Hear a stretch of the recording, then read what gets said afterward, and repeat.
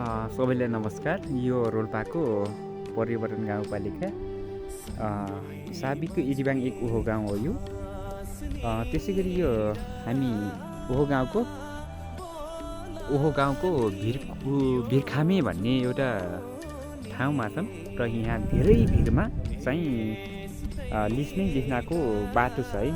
यो हेर्न सक्नुहुन्छ बारी बाटो चाहिँ यहाँसम्म चाहिँ हो। यहाँबाट लिएर सर्लक्क यहाँसम्म चाहिँ यो धेरै भिरको बाटो छ। यसमा धेरै रमाइलो पनि छ र तलतिर एउटा गाउँ पनि छ र यहाँ भने हामी आज घुम्नको लागि आइरहेको थियौँ। पारितिर एउटा पहाडहरू छ है, धेरै रमाइलो।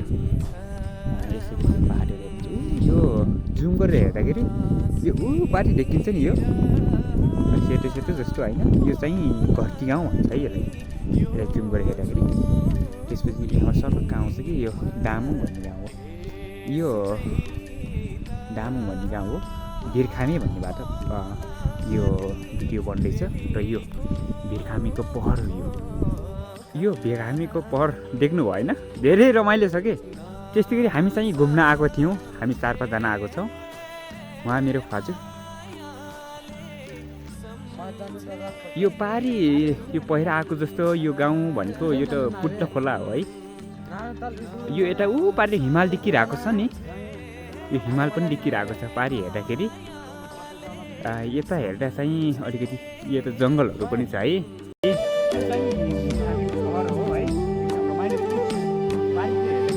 एकदम रमाइलो छ है, एकदम रमाइलो बिन्दा छ कि। तपाईँहरू आउनु होला, म धेरै हाइटमा छु माथि।